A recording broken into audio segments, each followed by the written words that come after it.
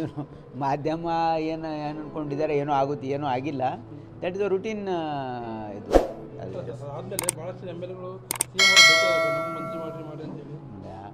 ಈಗ ಸದ್ಯಕ್ಕೆ ಮಾನ್ಯ ಮುಖ್ಯಮಂತ್ರಿಗಳು ಕೂಡ ಹೇಳಿದ್ದಾರೆ ಏನಂದರೆ, ಈಗೇನು ಸದ್ಯಕ್ಕೇನು ಇಲ್ಲ ಅಂತ ಕೂಡ ಹೇಳಿದ್ದಾರೆ. ಇವತ್ತು ಸ್ಪಷ್ಟೀಕರಣ ನೋಡಿದೆ ನಾನು ಯಾವುದೋ ಪೇಪರಲ್ಲಿ.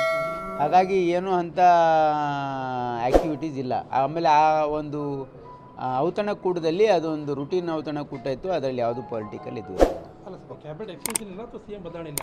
ಅವು ಇಲ್ಲ. ನೀವು ಎಲ್ಲ ಮಾಧ್ಯಮ ಸೃಷ್ಟಿ ಅದ್ರ ಬಗ್ಗೆ ನಮಗೆ ಅದ್ರ ಬಗ್ಗೆ ಯಾರಿಗೂ ಏನೂ ಗೊತ್ತಿಲ್ಲ, ಅದು ಯಾರ್ದ್ರ ಬಗ್ಗೆ ಚರ್ಚೆನೂ ಆಗಿಲ್ಲ. RSS ನಿಷೇಧದ ಬಗ್ಗೆ ಸರ್, ನೋಡಿ, RSS ನಿಷೇಧ ಮಾಡಬೇಕು ಅಂತ ಪ್ರಿಯಾಂಕ್ ಹೇಳಿಲ್ಲ. ಪ್ರಿಯಾಂಕ್ ಅವ್ರು ಹೇಳಿದ್ದೇನೆಂದರೆ, ನೀವು ಸರ್ಕಾರಿ ಜಾಗಗಳಲ್ಲಿ, ಸಾರ್ವಜನಿಕ ಆಸ್ತಿಗಳಲ್ಲಿ ನೀವು ಚಟುವಟಿಕೆ ಮಾಡೋದು ಸರಿಯಲ್ಲ ಅಂತ ಹೇಳಿದ್ದಾರೆ ಅಷ್ಟೇ.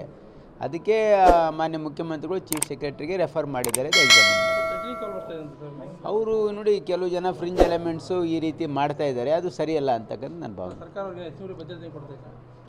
ಅದೇನು ಹಂಗೆ ಅಗತ್ಯ ಇದ್ದರೆ ಕೊಡ್ತಾರೆ, ಬಟ್ ನನಗೆ ಅದ್ರ ಬಗ್ಗೆ ಅದು ಮಾಹಿತಿ ಇಲ್ಲ. ಬಟ್ ಖಂಡಿತವಾಗಿ ಆ ರೀತಿ ಏನಾದರೂ ಇದ್ದರೆ ಅದು ಮಾಡ್ತಾರೆ. Government is competent enough to handle.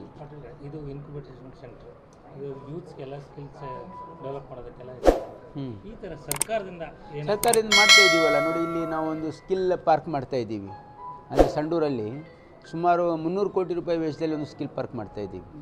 ಇಲ್ಲಿ ವಿಶೇಷವಾಗಿ ಈ ಭಾಗದ ಯುವಕರಿಗೆ ಅವ್ರಿಗೆ ಎಂಪ್ಲಾಯಬಲ್ ಸ್ಕಿಲ್ ಕೊಡೋದಕ್ಕೆ ಈಗ ಒಂದು ಎಕ್ಸ್ಪ್ರೆಷನ್ ಆಫ್ ಇಂಟ್ರೆಸ್ಟ್ ಕರಿತಾ ಇದ್ದೀವಿ.